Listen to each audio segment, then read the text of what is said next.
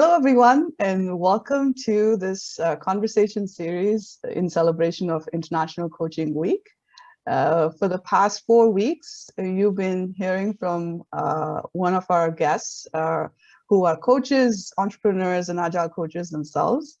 And it's been such a pleasure to have these conversations and also share them with you.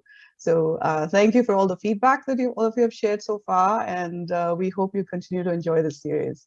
So today is the last episode in this conversation series, and I'm your host, Meenakshi Iyer, founder and principal of North Star Solutions and Services, which, as you all may know, is a future work-oriented coaching, training, and consulting practice. So we are physically based in the US and we serve our clients globally. And today I have the absolute pleasure of having Sriharsha Balaji here with me. Sri, thank you so much for taking the time to be here with us and be part of this conversation series. Well, thank you so much. Really, I mean, it is such a pleasure to be here. I'm so honored, and of course, it is so wonderful to see your contribution towards the community and all the things that you do already. So thank you for inviting me. Absolutely, Sri. So Sri and I met as part of the Scrum Alliance community, right? Yes, a couple of years ago. And so Sriharsha goes by Sri, and he is currently based in the UK. And he's a self-described passionate agilist and agile caretaker. His professional life spans more than 2 decades, and he's been in the information technology space for all these years. And currently, he serves as a senior agile coach at an AI/ML company that's based in London. And Sri wears several hats, and those of you that are familiar with him already know that. So outside of his day job, he's the co-founder of an agile group that originally started in India in 2015 called the Agile Practitioners Group of India, APGI. And Sri also has a moniker of Agile Amigo. So you can check out his monthly community sessions that he organizes. So please feel free to contact him to learn more about that. So aside from all this and outside of his day job, Sri dedicates his time to helping with the global agile community. So he's a speaker at international conferences, meetups, and Agile and Leadership podcasts. And he is, one of his proudest achievements is to be chosen as a program advisory team member for Scrum Alliance, who's putting together a big hybrid conference in Lisbon this year in October. And so this is all about Sri. So, and I know that Sri, you're also on your ICF coaching journey as well. So I look forward to hearing more about that in this conversation. Absolutely. Yeah, so once again, thank you for taking the time to be here with us. And one of the reasons I wanted to chat with you as part of this conversation series is you really straddle the two worlds of agile coaching and professional coaching so well. And you've been in this space as an agile coach for many, many years, and then you're transitioning into the professional coaching space as well. So before we get into your experience around that, I wanted to understand from you, in your experience, how has agile coaching really evolved in the past 4 or 5 years, both in the individual and professional context? As you are well aware, and of course, Vicky also tells me the same, the first use of the term coach in connection with an instructor or a trainer arose around 1830-ish in Oxford University slang, right? So the word coaching thus identified a process used to move people from where they are to where they want to be. So this kind of this definition resonated so very well with me when we all started, at least I started my agile journey in 2010. But since then, of course, at that point, very little agile coaching was floating in the air. But yeah, this kind of pulled me into it completely. I mean, it all started in the spring of 2001 when it comes to agile, where or your group of 17 software authors met at in Utah, and they kind of discussed how they speed up the development times in order to bring new software to the market, et cetera, et cetera. But since then, IT, and in fact, outside of IT as well, we have seen big change in the way teams work, in the way we order our value faster, in the way we do it quicker, and in the way we resolve customers' requirements or asks. So while the new ways of working are here to stay for long, you feel the need to bring in some expertise around it, to coach people, to coach teams, to coach organizations and enterprises. So this is where Agile Coach kind of came into existence and evolved itself as a professional role. When I started Agile, or when I dived into Agile, we didn't have anything called as Agile Coaches. We were, if you are a facilitator, you're a Scrum Master.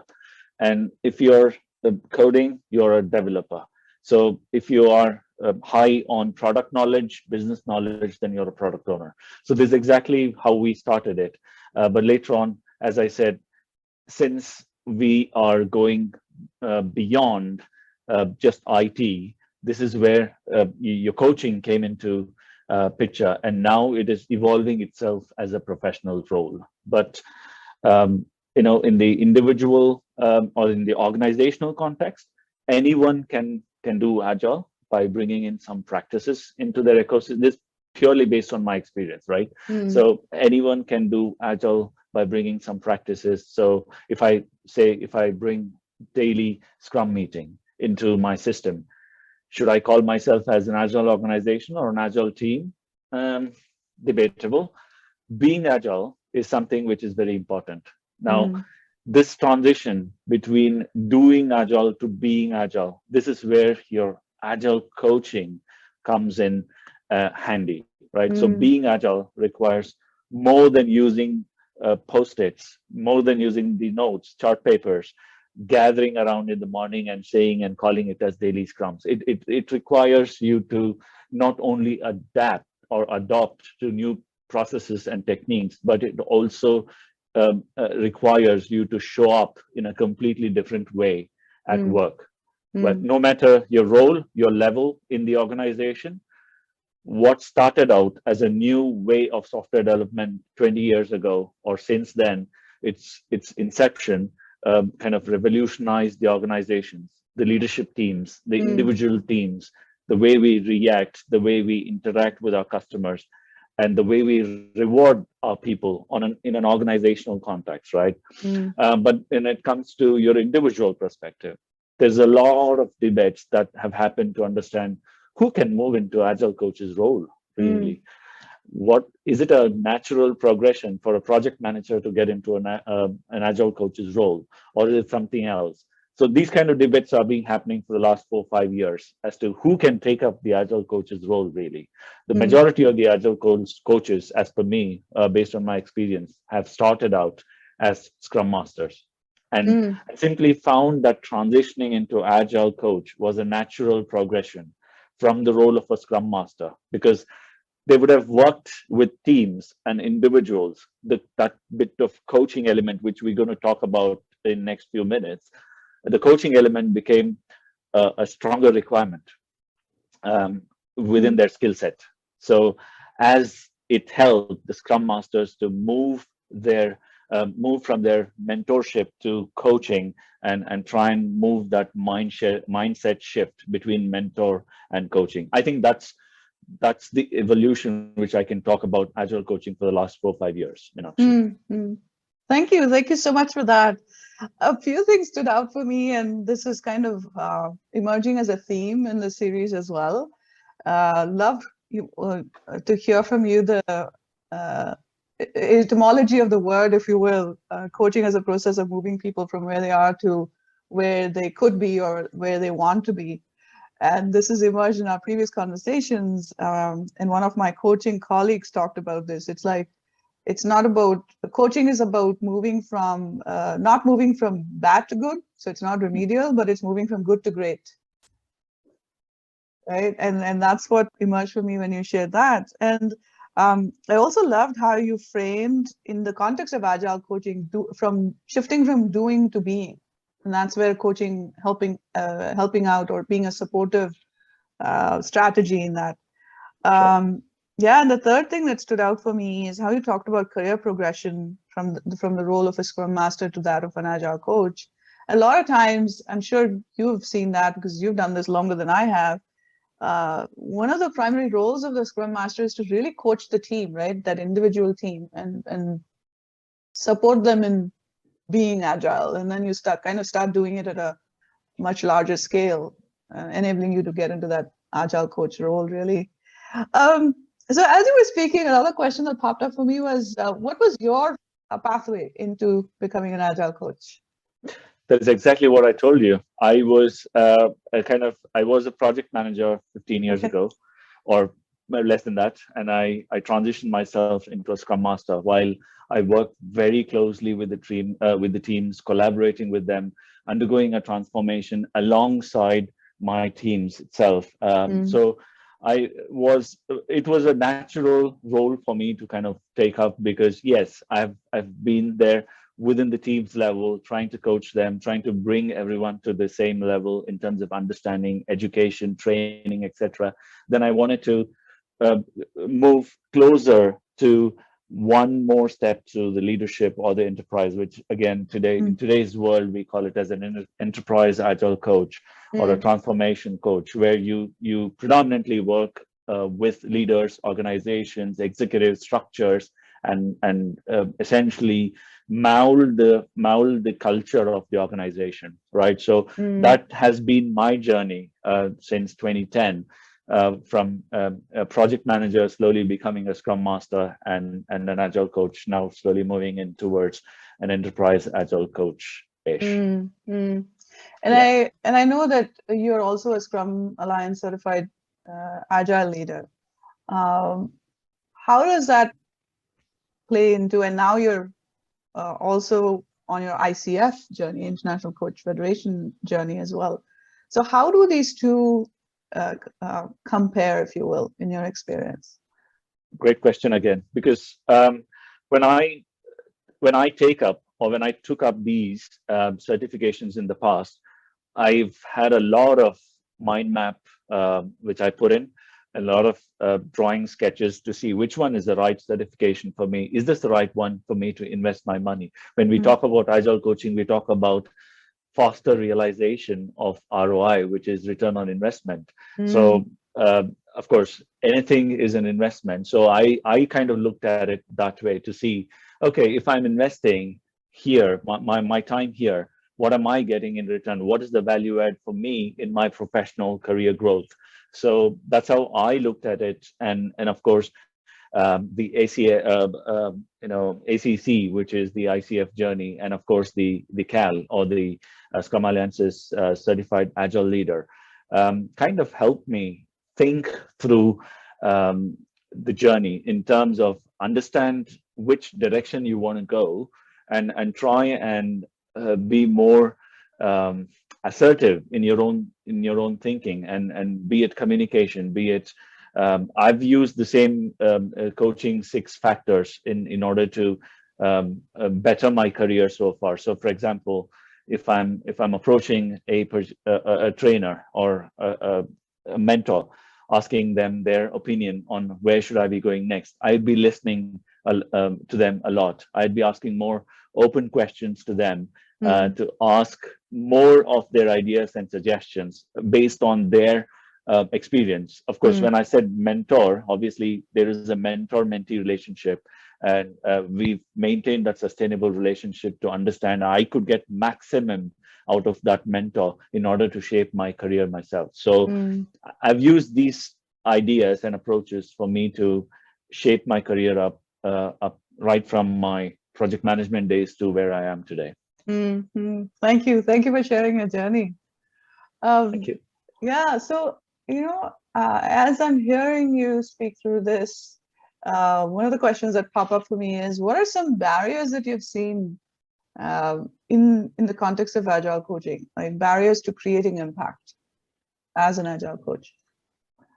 Yeah, sure.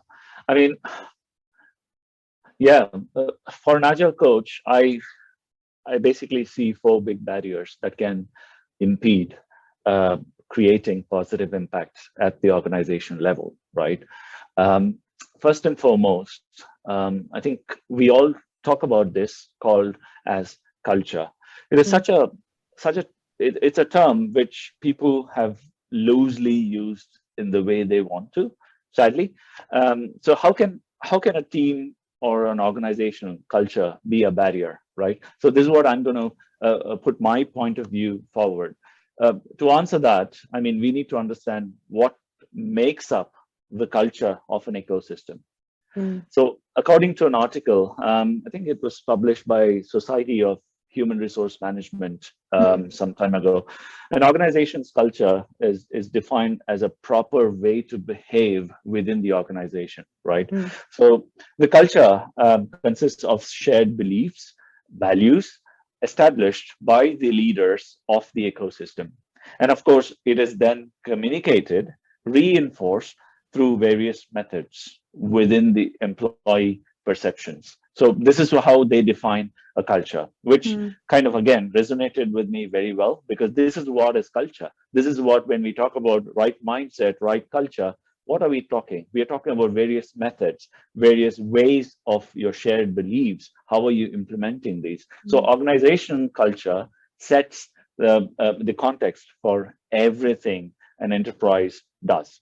mm, So because industries and situations are so very erratic, significantly changing, you can't say I have a one size which can fit everybody.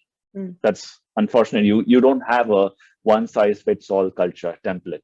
If one had, probably people would have bought it and they would have followed that. So if that really stands the first barrier for me. So if there is a way of completing a task, imagine, which involves multiple layers of approval in an ecosystem. So this process would slowly become a habit, mm, which in turn becomes a culture of an organization eventually. Now, this is where an agile coach can come in, understand why is this process laid out at the first place, understand what are the benefits in doing this way, as opposed to finding a leaner or a simpler way to get things done.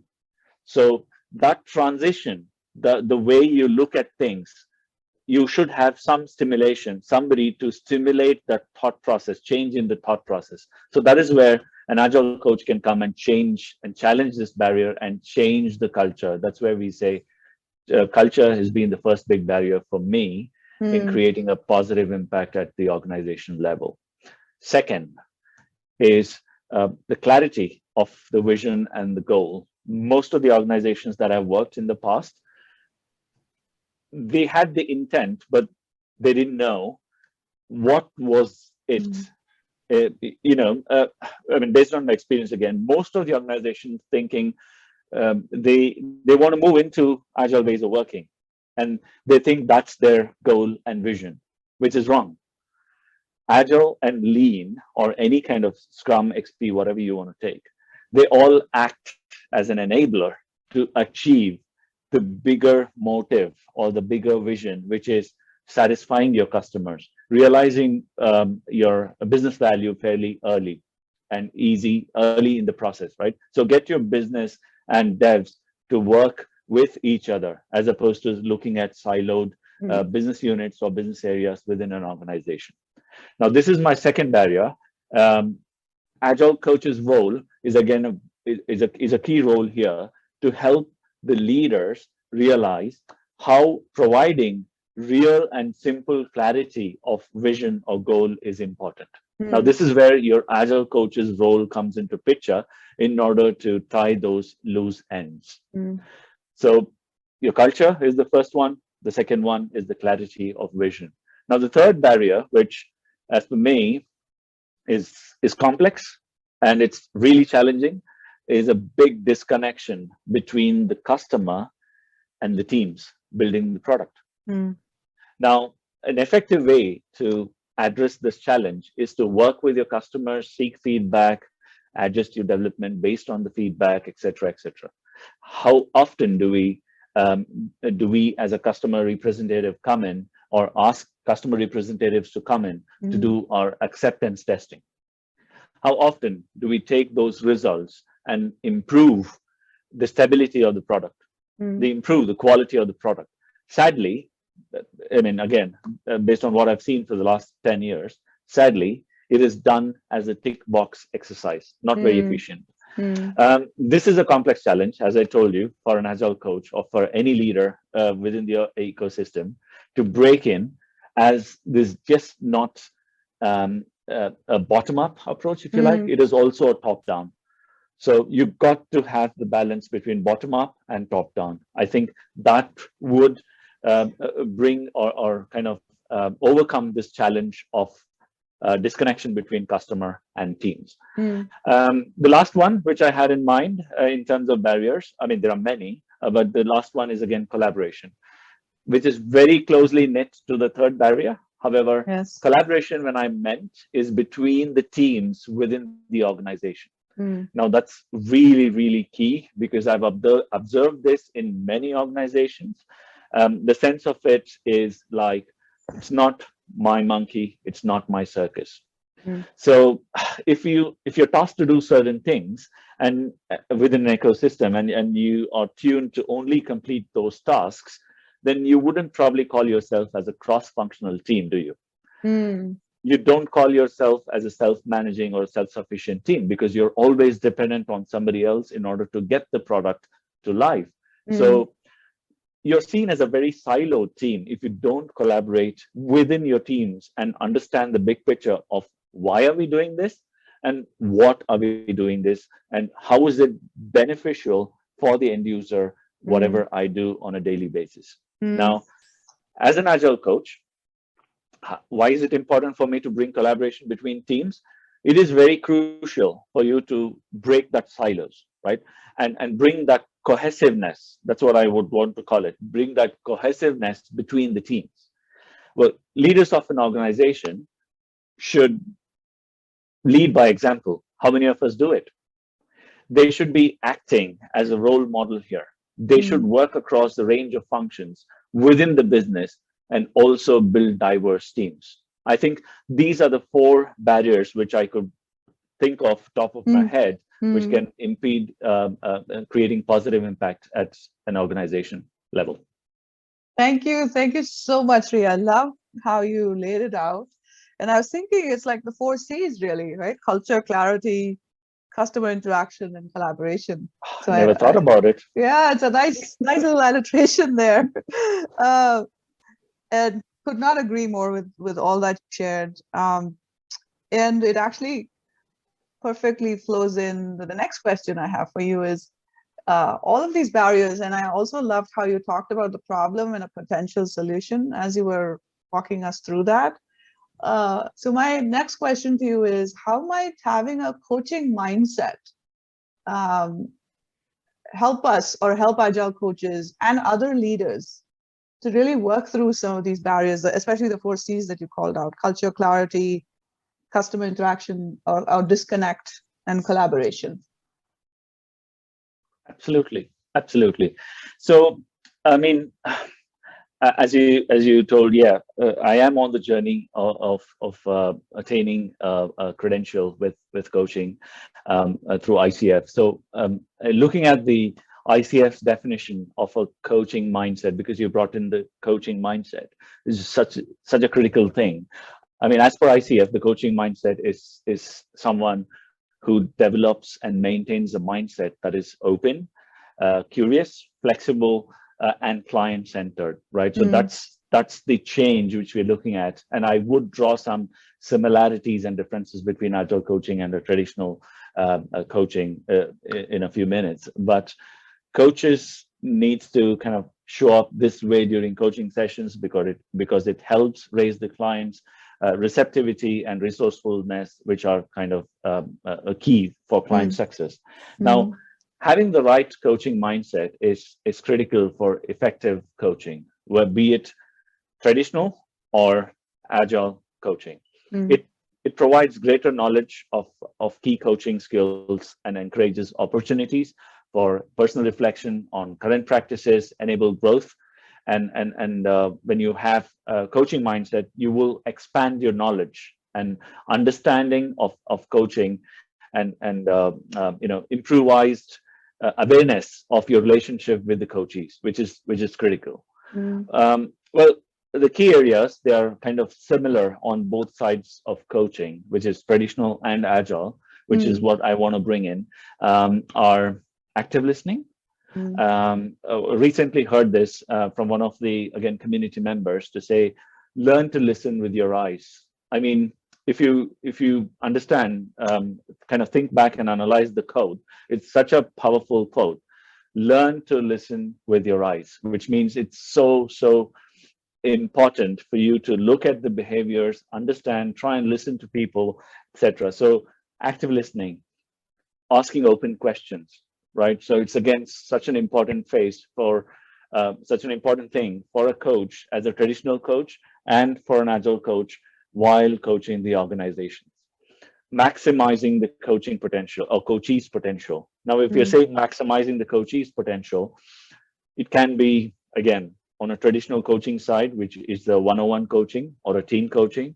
In an agile coaching context, you're talking about a particular one individual or a team or a group. So Yeah. maximizing their potential is critical. If you have that coaching mindset, these are the kind of benefits that you can gain out of having that kind of a mindset. Now, the fourth one, which I would want to bring in, is challenging the coachee for higher goals, right? So as an agile coach, you still bring that little mentor experience along with you. Mm. However, when you're traditional coaching, as you know, you don't bring your advice when you're talking, we're building that relationship between coachee and a coach. You Yeah. challenge the coachee for them to aim higher, for them to achieve some kind of a goal. So most importantly, I mean, this kind of takes a top priority for me, your paused silences, right? So that is again growing your coaching mindset. These kind of play key important roles in order to help your mind grow towards a coaching mindset versus any traditional mindset that you have. Um, Time your silences, time your just pause it, so that in that pause, in that little time, the coachee or the teams can realize a lot of things in within their thought process, and they can find their own solutions. You don't have to let them know that this is what you're going to do in order to resolve a problem. So that timing your silence is important. So once you embrace your growth or coaching mindset, you'll realize that the coaching provides you with a much more greater opportunity to assist your clients and build a successful coaching business, perhaps. Mm. So, I Mm. mean, this is relevant everywhere. In Yeah. terms of the relevance, it is relevant everywhere within your day-to-day life, personal, professional circumstances.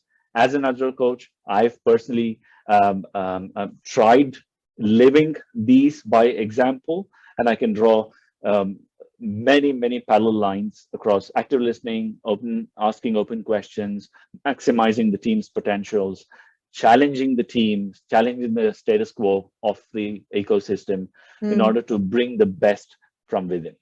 Mm. I loved how you talked about learn to listen with your eyes. I remember reading that too.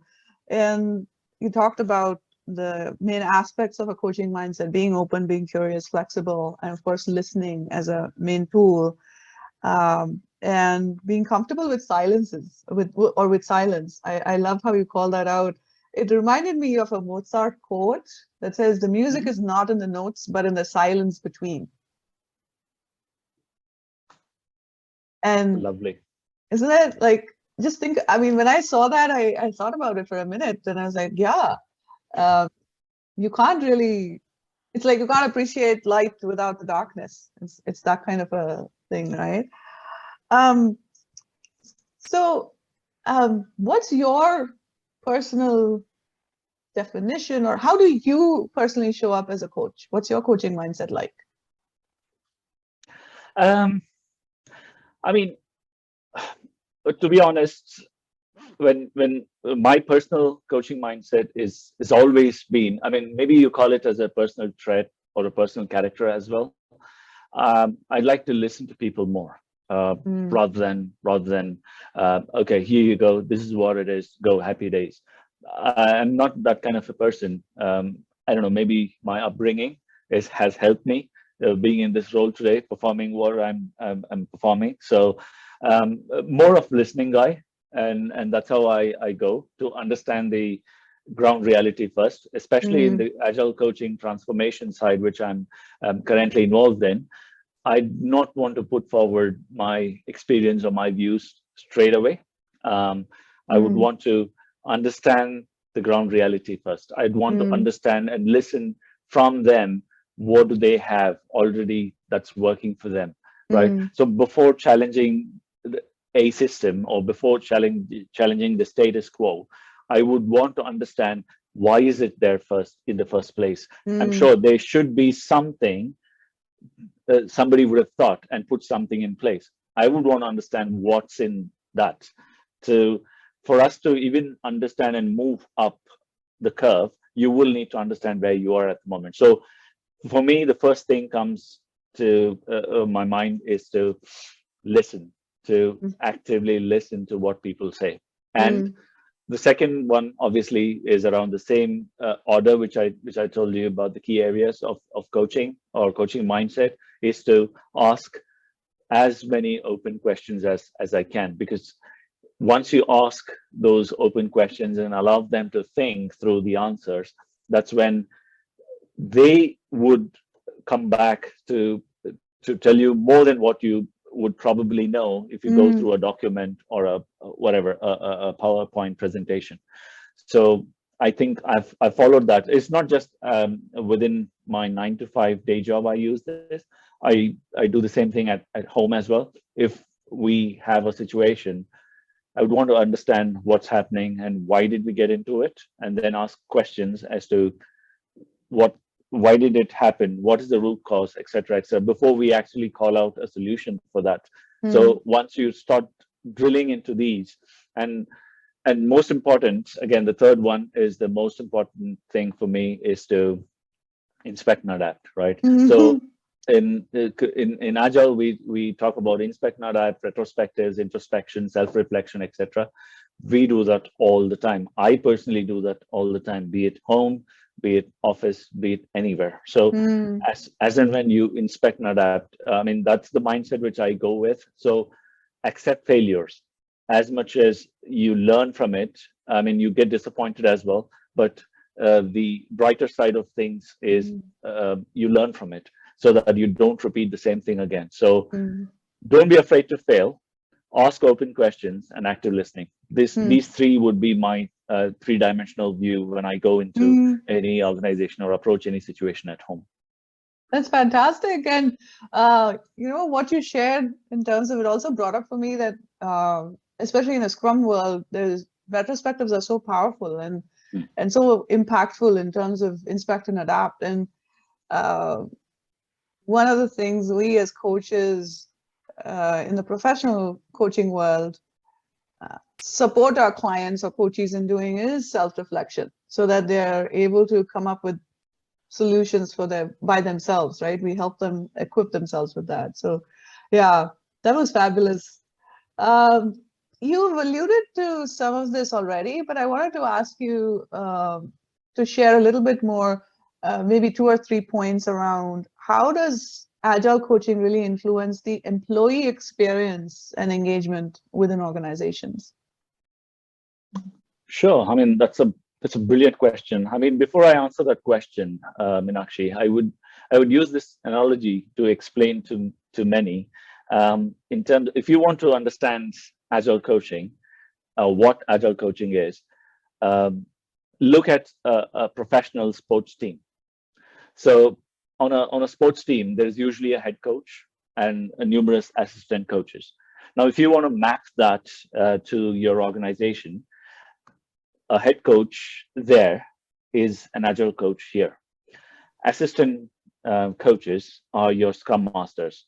Don't get me wrong, I'm not trying to kind of put in a hierarchy here, but all I'm saying is if anyone wants to understand the role of an agile coach in an organization, I would usually map this to a sports team head coach and an assistant coach. So assistant coaches will work with individual units based upon the types of players, special skills needed across all players, right? So the head coach is familiar with all the roles within the team and knows exactly how each and every person in the team is important and how they contribute to the overall success of the team.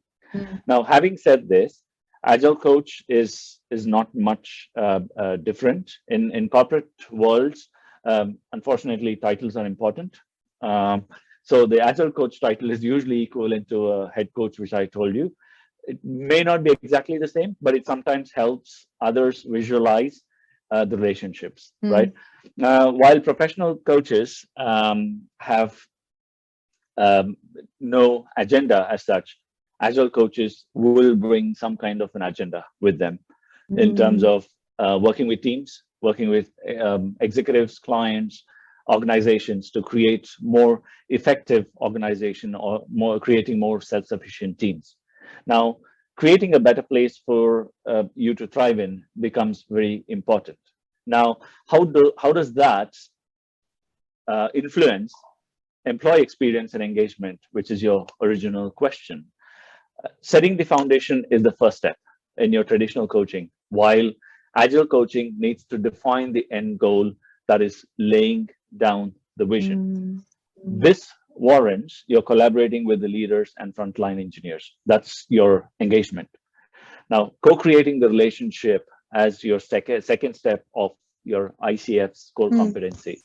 If I draw the parallel line here, agile coaching needs you to understand the ground reality and pick the right approach when you go into a system for a transformation. So that's your, again, a parallel line drawn to ICF core competency with this. So that's what you're essentially doing, is to engage with your employee workforce and try and enhance their experience because of your transparency and openness. You are actually bringing it onto the table where everyone can view that, right? So you're kind of co-creating the relationship there.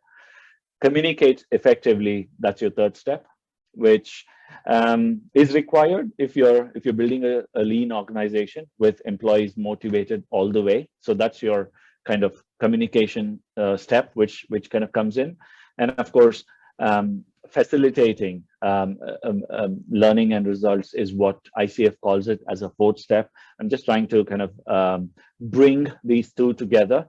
In agile coaching world, this is around the governance, which we talk about, right? You observe, assess, and adapt, or inspect and adapt. A classic example to give you is in the current organization. What I'm trying to do is to build the organizational agile maturity by talking to them, understanding what they need, and trying to bring a leaner version of it in the agile maturity assessment, and trying to assess ourselves to see where we are at. And then after 3 months, you go back again to those teams to understand where we are at that point when we started off. So that's exactly what I'm doing. So long story short, to build an agile environment, you personally think of a few factors which should be in place. Leadership commitment, which encourages employee experience and engagement as well. A sense of a shared sense of purpose, if I would like to say that, and a clarity of direction or vision, and having the sense of everyone's a leader. When I say leader, it's not just the CXOs of the company are leaders. Everyone's a leader, right? So you as a leader must act as a role model in this organizational transformation. Decision making. Your decision making needs to be, and I wouldn't call it always perfect, but you've got to make that move. As soon as you make that move, you are already agile because you're planning to change. right? So collaboration across the team, which I've already touched upon, which Yeah. is again a key, and most important, which I see missing in most of the organization, is um, there's no encouragement for you to experiment and Mm. hear constant feedback. So the encouragement of experimentation is key in order to bring more or influence employees' experience and engagement. Mm. Yeah, Wow. You saw me furiously taking notes here. That that was just absolutely fantastic. I love the way you broke it down and you drew the parallel between agile coaching and professional coaching.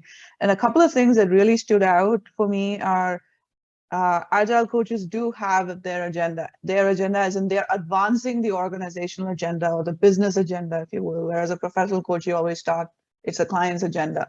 And then you're starting with an end in mind, although you are open to whether it be an agile coach or a professional coach, you're always open to what emerges and build on that. But and as an agile coach, because you have that organizational mandate and already in place, you are starting with that. And that that was really like one of my big aha moments.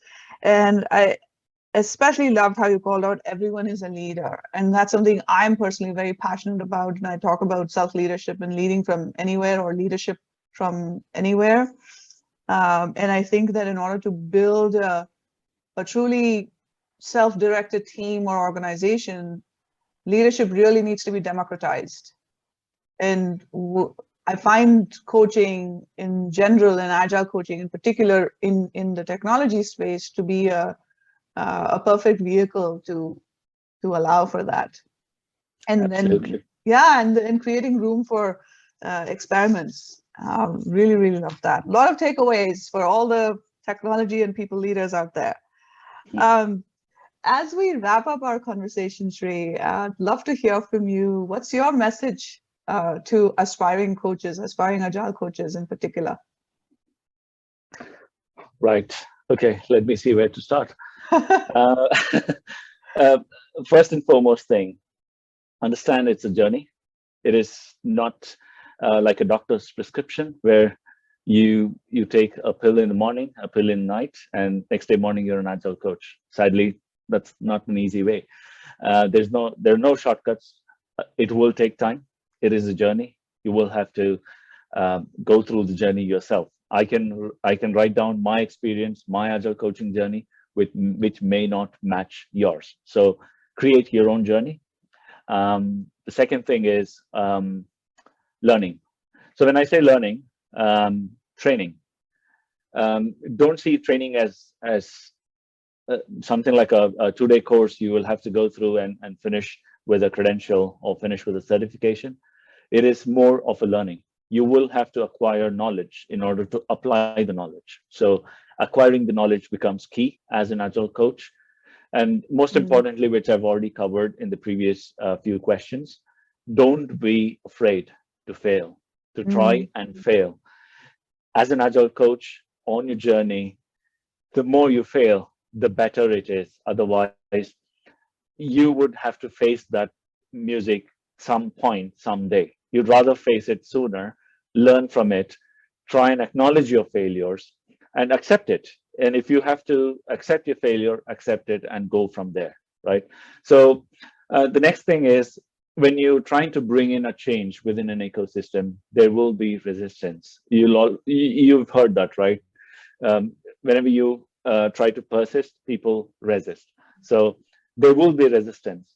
For as a coach, you will need to understand why is the resistance coming, where is it coming from, why is it coming from this person, this team, or this organization. Try and understand, try and coach them in order to bring that change. Before you bring that change, you will have to understand going down to their level or going up to their level, mm, right? mm, And listen to your team. As mm, we spoke a lot about active listening, bringing some coaching mindset into your journey, into your role. Listen to your team, learn, and learn, and then challenge the status quo. Unless you understand the ground reality, you're not in a good position to challenge the status quo. Just because you're an agile coach, you're titled enterprise agile coach, you can't just go into a system and put your foot down and say, no, this is wrong, throw it, and I'll start something new. It's not going to work. You will have to learn, understand before challenging the status quo. I give this martial arts analogy called shuhari. I'm just going to finish in a minute. I'm sure most of the agile world know what shuhari is. Just to explain, shu is basically, there are 3 stages when you enter a martial arts school. First one is the beginning stage, or following the rules stage. You follow the rules, you understand the rules, and you just blindly follow it. You understand the teams, etc. When you move into the ha stage, that's the second stage. That's when you will want to bend the rules, understanding the intent of why the rule was there in the first place. That's where you're challenging the status quo, which I mentioned, comes into picture. So as a practitioner, you reflect agile values and principles. You will have to lead by example. You will have to live by those examples, and it should not be limited to 9 to 5, right? So your agile values and principles should go beyond 9 to 5.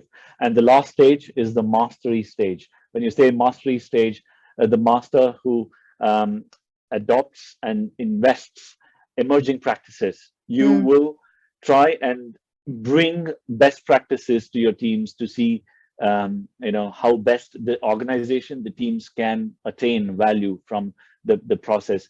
You will have to bring those in alongside the team members and the leadership. You can't do it alone. And an agile coach is not a role that can be an individual contributor. You will have to be a collaborator across the organization in order to bring value. And last but not least, enjoy your journey. Absolutely. That was fabulous. Thank you. Thank you so much, Sri. And I love how what I picked up was the need for humility throughout and owning your journey. And that calls for courage. And those are the values that really stood out for me. And thank you so much for sharing the shuhari concept. It really makes a ton of sense in this context. So once again, thank you so much for your time. And I want to also thank everyone that's going to watch this video as you have the other videos, and we'd love to hear from you, your thoughts and your takeaways. So once again, thank you everyone, and take care and be well. Bye for now. Thank you very much, Meenakshi. Thank you for this opportunity. Thank you. Absolutely, Sri. Thanks.